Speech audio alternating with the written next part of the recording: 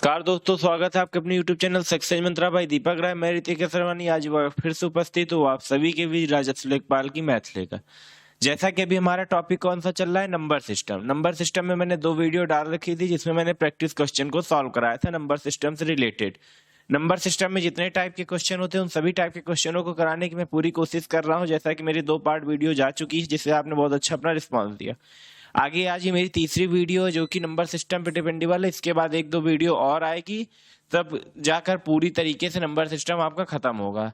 Number system के किसी भी टॉपिक को मैं नहीं छोड़ूंगा जिससे कि आपको किसी प्रकार की समस्या हो।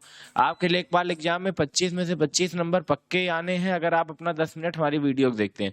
चलिए समय को नहीं खराब करते हुए हम लोग क्वेश्चनों पे आते हैं। आज के मिक्सचर क्वेश्चन में देखते हैं किस टाइप के क्वेश्चन है। ये बोल क्या रहा है, क्वेश्चन आपको स्क्रीन पे दिख रहा होगा। बोल रहा है उन 3 क्रमागत संख्याओं का गुणनफल कितना होगा जिनका योगफल 15 है। बोल रहा है 3 क्रमागत संख्याओं का गुणनफल कितना होगा कि जिसका योगफल क्या है 15 है। मान लीजिए कोई 3 संख्या है, उनका जो योगफल है वो कितना है 15 है। इसका मतलब कि एक संख्या क्या होगी 5 निकलेगी। एक संख्या क्या निकल गई 5। 3 संख्या होती है, एक संख्या क्या निकल गई 5। और जब ऐसे टाइप के क्वेश्चन रहते हैं तो जो यहाँ पे नंबर आता है वे हमेशा कौन सा होता है, बीच वाला होता है। कौन सा नंबर होता है, बीच वाला होता है। तो आपको जब क्रमागत बोला था तो एक पहले ले लेना है और एक बाद में ले लेना है। और बस इन्हीं का पूछा है कि 3 क्रमागत संख्याओं का गुणनफल कितना होगा। 4 पंचे 20 छक्के 120 कितना होगा 120 होगा। फिर से आप क्वेश्चन को ध्यान से समझिएगा। बोल क्या रहा था, उन 3 क्रमागत संख्याओं का गुणनफल कितना होगा जिनका योगफल 15 है। अगर कोई 3 क्रमागत संख्याओं का योगफल 15 है तो एक संख्या क्या होगी 5 होगी। जब एक संख्या जो ऐसी यहाँ पे संख्या निकलती है किसी भी टाइप के, इस टाइप का कैसा भी क्वेश्चन हो, जब ऐसे यहाँ संख्या निकलती है तो उसे कौन सा मानते हैं, बीच वाली डिजिट मानते हैं। कौन सी डिजिट मानते हैं, बीच वाली। और जब क्रमागत की बात किया रहता है तो उससे एक कम मान लेते हैं और उससे एक ज्यादा मान लेते हैं। फिर जो भी गुणा भाग करने कहता है आगे हम सॉल्व कर लेते हैं। तो इसमें गुणा करने को कहा था, उनका गुणनफल कितना होगा। तो अगर इन तीनों का हम गुणा कर देंगे, 4 पंचे 20 छक्का 120 कितना होगा 120 होगा। ऑप्शन नंबर ए में हमारे 120 दिया हुआ है जो कि ये क्या है, राइट ऑप्शन है। चलिए बढ़ते अपने अगले क्वेश्चन पे। देखिए अगला क्वेश्चन आपको स्क्रीन पे दिख रहा होगा और बोल क्या रहा है, यदि 2 धनात्मक संख्याओं का योग 25 एवं उनका गुणनफल 144 हो तो उन संख्याओं का अंतर क्या होगा। बोल रहा है यदि किसी 2 धनात्मक संख्याओं का योग 25 और उनका गुणनफल 144 हो तो संख्याओं का अंतर क्या होगा। बात को समझिएगा। कोई मान लीजिए 2 धनात्मक संख्या है, उनका योग क्या है 25 है, क्या है 25 है, और उनका गुणनफल क्या है 144 है, क्या है 144 है। और हमसे पूछ क्या रहा है, उन संख्याओं का अंतर। मतलब क्या पूछ रहा है, a माइनस बी पूछ रहा है। क्या पूछ रहा है, a माइनस बी। इस टाइप के क्वेश्चन को सॉल्व करने के लिए एक फॉर्मूला होता है a प्लस बी का होल स्क्वायर का फॉर्मूला। जैसा कि हम आप अभी तक a प्लस बी के होल स्क्वायर को क्या पढ़ते आते थे, a square plus B square plus 2ab। लेकिन a प्लस बी के होल स्क्वायर का एक और फॉर्मूला होता है, वो क्या होता है, a माइनस बी का होल स्क्वायर प्लस 4ab। क्या होता है, a माइनस बी का होल स्क्वायर प्लस 4ab होता है। चलिए देखिए a प्लस बी की वैल्यू हमें कितना दिया हुआ है 25। तो 25 का square is equal to a minus b हमें नहीं पता है, यही हमें निकालना है, प्लस 4 इंटू ab की वैल्यू हमें क्या दिया हुआ है 144। 25 का स्क्वायर क्या होता है 625 होता है, a माइनस बी हमें निकालना ही है, प्लस इसका क्या हो जाएगा 4 चौक 16 करी आया 1, 4 चौक 16 17 हाथ लगा 1, 4 कम 4 1 5। ठीक, आगे यहाँ पे देखिए a माइनस बी का होल स्क्वायर को अगर हम लोग बाहर निकाल लेते हैं तो क्या होगा 625 माइनस 576। और जब इसे हम सॉल्व करते हैं तो कितना आएगा 49। a माइनस बी का होल स्क्वायर क्या आ गया 49। देन a माइनस बी क्या आएगा अंडर रूट 49। और इसी अंडर रूट को हम लोग क्या लिख सकते हैं 7 मल्टीप्लाइड बाई 7। इसका मतलब वह संख्या क्या होगी 7 होगी। संख्या हमारी क्या होगी 7 होगी। देखिए देखिए ऑप्शन में हमारे क्या दिया हुआ है 7 दिया हुआ है। चलिए बढ़ते हैं अपने अगले क्वेश्चन पे। चलिए अगला क्वेश्चन आप देख रहे हैं स्क्रीन पे, बोल क्या आ रहा है, दो संख्याओं में अंतर 14 तथा उनका योग क्या है 20 है, तो गुणनफल क्या होगा। दो संख्याओं का अंतर क्या है 14 है और उनका योग क्या है 20 है, योग क्या है 20 है, तो पूछ रहा है गुणनफल क्या होगा। मतलब क्या पूछ रहा है, a मल्टीप्लाइड बाई b हमसे पूछ रहा है। तो ये दो समीकरण आपको दिख रहे हैं, इन दो समीकरणों को अगर हम सॉल्व कर ले तो a प्लस बी की वैल्यू निकाल सकते हैं। जब a और b की वैल्यू निकल आएगा तो हम ab की वैल्यू आराम से निकाल सकते हैं। चलिए इन दोनों समीकरणों को हम सॉल्व कर लेते हैं। माइनस माइनस माइनस ये कैंसिल आउट हो गया, माइनस माइनस 2b हो गया, यहाँ साइन माइनस की रहेगी, ये देखिए माइनस प्लस माइनस 6 हो गया। तो b इज इक्वल टू क्या हो गया, -6 अपॉन -2। b की वैल्यू यहाँ से क्या आ गई 3, b की वैल्यू यहाँ से क्या आ गई 3, और यही b की वैल्यू किसी एक इक्वेशन में रख देते हैं, a minus b is equal to 14 में रख देते हैं।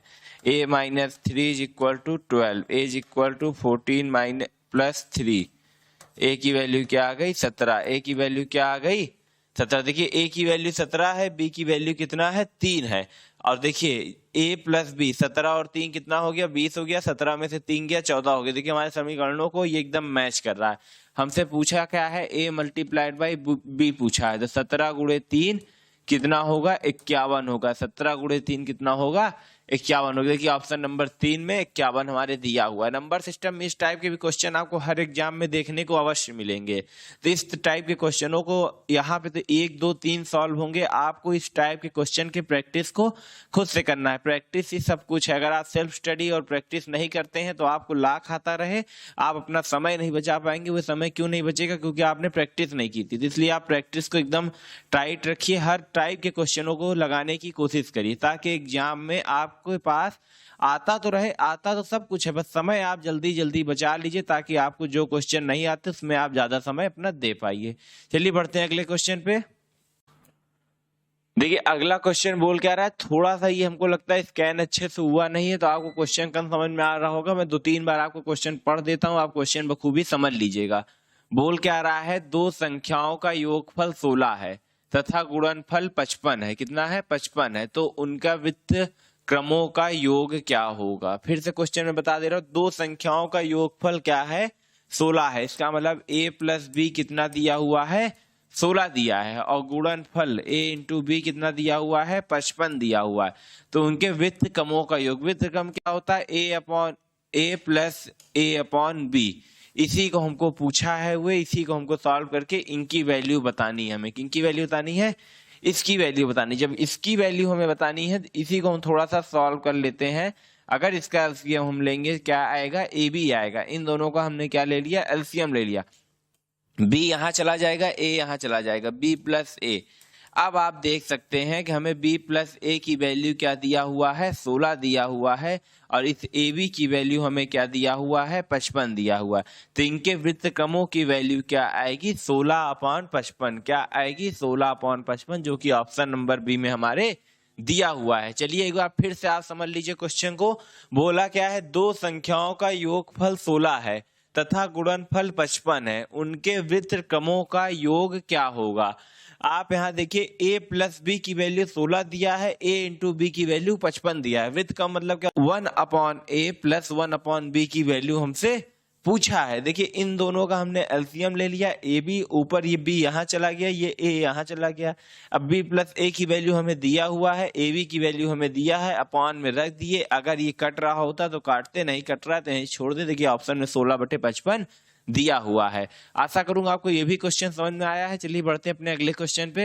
हमारा क्या बोल रहा है, दो प्राकृतिक क्रमागत विषम संख्याओं के वर्गों का योगफल कितना है 394 है। तो संख्याओं का योगफल क्या होगा, दो प्राकृतिक विषम संख्याओं का योगफल कितना है 394 है। इनका स्क्वायर बोला है, कितना है 394 है। तो नॉर्मल संख्या का हमें पूछा है। अब आप यहाँ सोच रहे होंगे कि हमने 2 क्यों रखा है, तो मैं आपको बता दूं, अगर 1 के बाद अगला कोई और आएगा तो उस बीच में 2 ऐड करना पड़ेगा।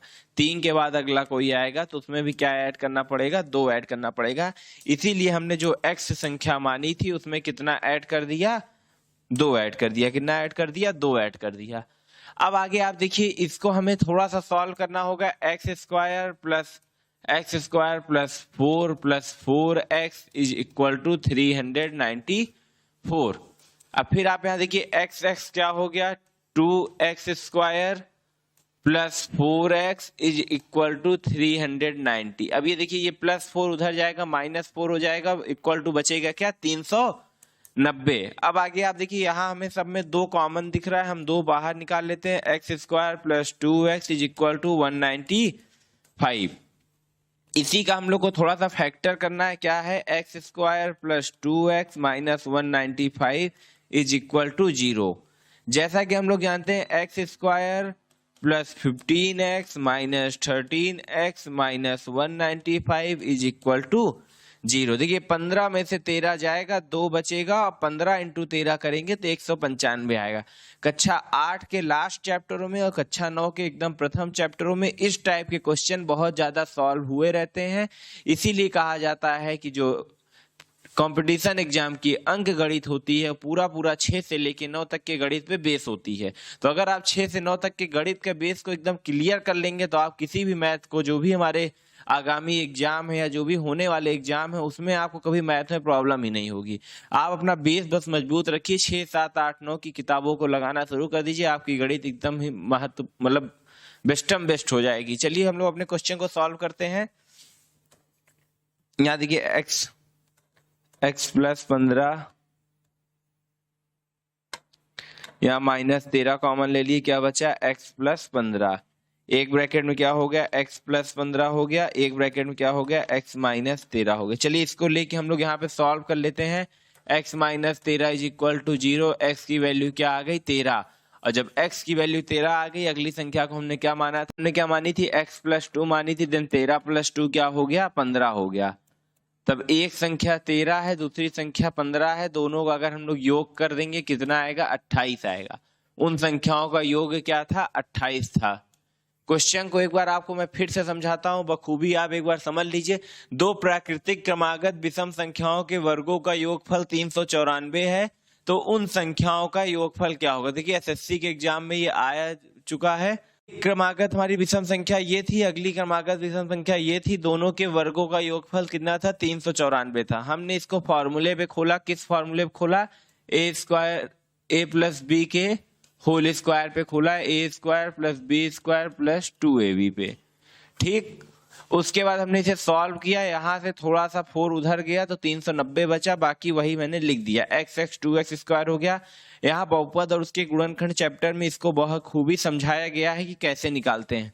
यहाँ पे जब x की 2 वैल्यू आ गई तो एक वैल्यू को हमने पकड़ लिया। यहीं से आप चाहते तो इन दोनों को ऐड करके बता सकते थे, लेकिन मैंने एक वैल्यू निकाली, x की वैल्यू 13 आ गई। देन हमने x प्लस 2 जो माना था उससे रख के 15 निकाली। दोनों संख्याओं का योगफल हमारा क्या आ गया, 28 आ गया। आशा करूंगा आप इस क्वेश्चन को भी समझेंगे। देखिए एक क्वेश्चन से आप इस टाइप के क्वेश्चन को नहीं समझेंगे, इस बात समझिए। आप इसे देखे हैं, देन इस टाइप के क्वेश्चन को आपको खुद से सॉल्व करना पड़ेगा, 1 बार 2 बार 3 बार, तब जाके आप कहीं ना कहीं उस चैप्टर के उस टाइप के क्वेश्चन के कॉन्सेप्ट को समझ पाएंगे। तो जिनको आता है उनके लिए बहुत अच्छी बात है, जिनको नहीं आता मैं उनके लिए बता रहा हूं कि आप प्रैक्टिस पे प्रैक्टिस किए रहिए। और अगर आपको समस्या आती तो आप कमेंट सेक्शन में बताइए, अगले वीडियो में आपके समस्या के साथ मिलूंगा।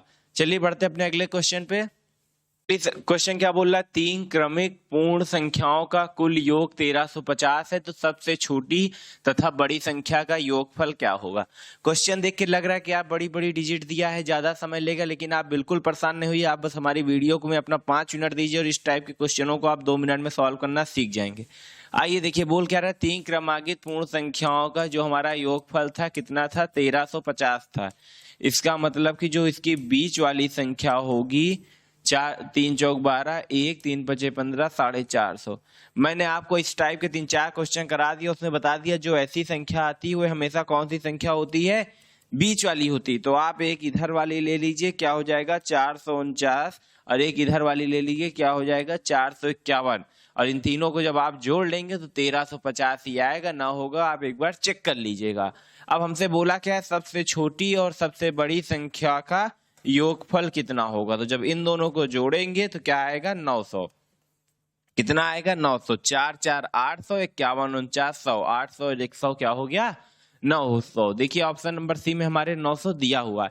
देखिए इस टाइप के क्वेश्चनों को कितना जल्दी हम लोगों ने सॉल्व किया, कैसे, बस एक बार आपने हमारी वीडियो को देखा तो ऐसे ही बस आप हमारे वीडियो में अपना 2 मिनट 4 मिनट 10 मिनट दीजिए। इसीलिए मैं छोटी छोटी वीडियो बनाता ही हूँ ताकि लोगों को बोरिंग ना फील हो कि भाई 1 घंटे की वीडियो है कौन पढ़ेगा। मैं छोटी छोटी वीडियो में आपको बहुत कुछ समझाने की कोशिश करना चाहता हूँ। चलिए बढ़ते अपने अगले क्वेश्चन पे।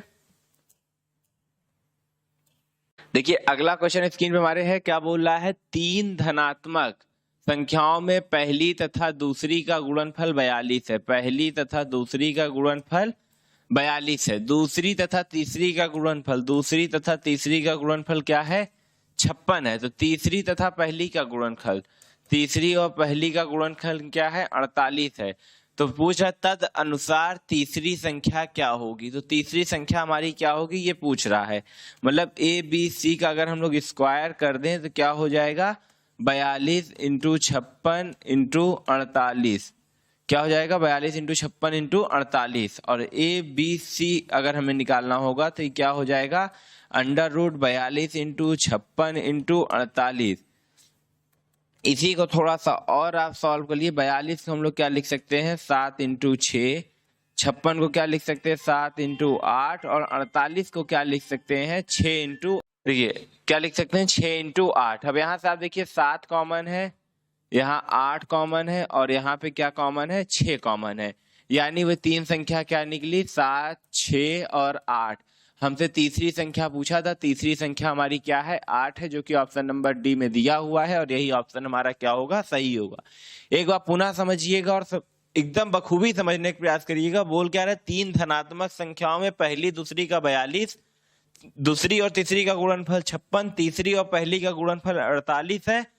तो तीसरी संख्या क्या होगी, केवल तीसरी संख्या पूछा था, हमने इनका स्क्वायर किया तो ये अंडर रूट में आ गया। जब इनको हमने खोला तो यहाँ पे हमें कुछ कॉमन मिला, जितनी संख्याएं कॉमन मिली उन्हें उतार दिया, उन्हीं में देख लिया कि हमारी तीसरी संख्या क्या है, 8 है। आशा करूंगा आपको क्वेश्चन समझ में आ ही गया होगा, और समझ में आया होगा बस ज्यादा कुछ नहीं करना है, वीडियो को लाइक कर देना है, अपने 2-4 दोस्तों को शेयर कर देना है। चलिए बढ़ते अपने अगले क्वेश्चन पे। चलिए जैसा कि कुल प्रैक्टिस सेट में इतने ही क्वेश्चन थे, आशा करूंगा आपको सारे क्वेश्चन समझ में आए होंगे। और क्वेश्चन समझ में आए होंगे तो आप हमारी वीडियो को लाइक कमेंट और शेयर जरूर करेंगे।